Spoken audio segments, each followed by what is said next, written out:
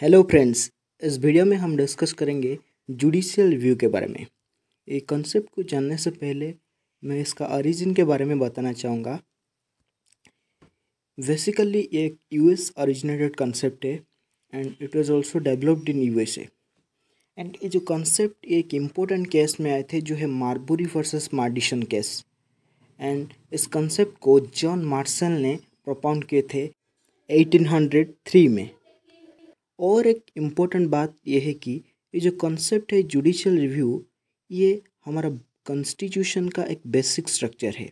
And ये concept को हम कोई भी अमेंडमेंट के द्वारा, कोई भी एग्जीक्यूटिव ऑर्डर के द्वारा एक्सक्लूड नहीं कर पाएंगे हमारा कॉन्स्टिट्यूशन से।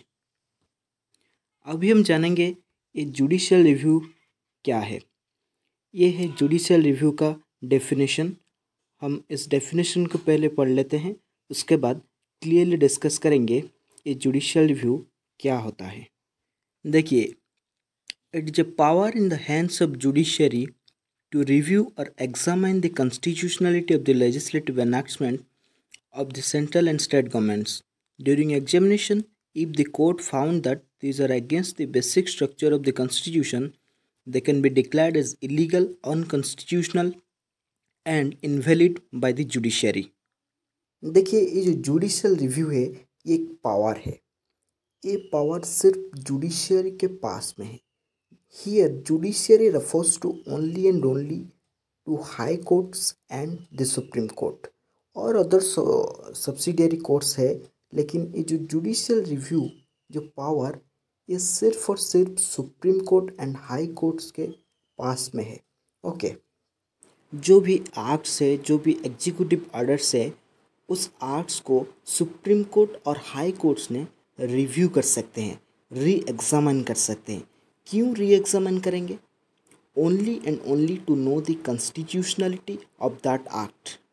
अगर जुडिशरी को पता चला कि कोई भी एक्ट्स, कोई भी लॉज हमारा कॉन्स्टिट्यूशन का बेसिक प्रोविज़न को फॉलो नहीं करता है और हमारा कॉन्स्टिट्यूशन का बेसिक स्ट्रक्चर को वायोलेट करता है, तब जुडिशरी उस एक्ट्स को, उस लॉज को इलीगल डिक्लेयर कर सकते हैं, अनकॉन्स्टिट्यूशनल डिक्लेयर कर सकते हैं और इनवैलिड भी डिक्लेयर कर सकते हैं।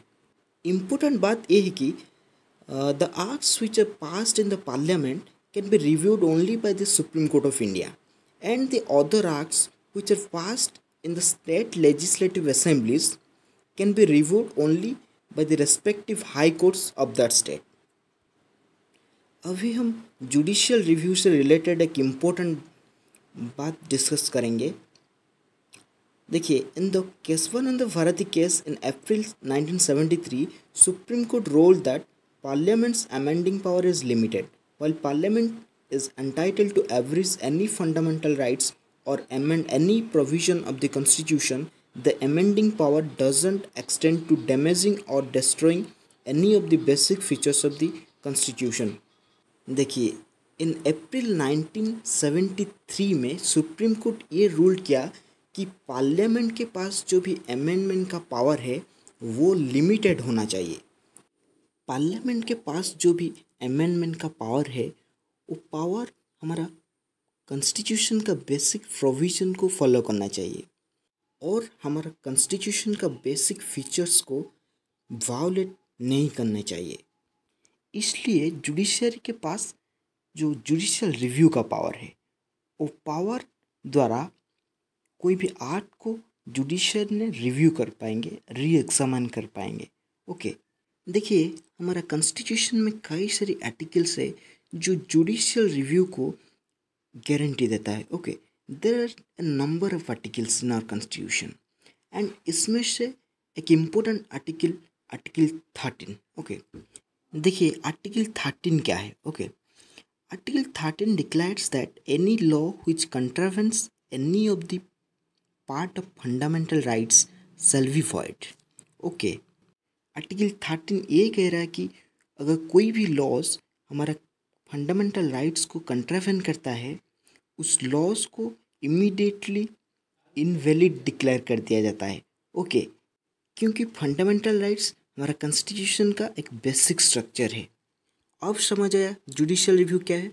जुडिशियल रिव्यू एक पावर है, ये जुडिशियरी के पास में है। ओके, कोई भी एक्ट्स, अगर कोई भी लॉज हमारा बेसिक स्ट्रक्चर को, हमारा कॉन्स्टिट्यूशन का बेसिक स्ट्रक्चर को वायोलेट करता है, जुडिशियल ने उस लॉ को इमीडिएटली इनवैलिड डिक्लेयर कर सकते हैं। Okay, this is called judicial review. Judiciary के पास रिव्यू करने का पावर।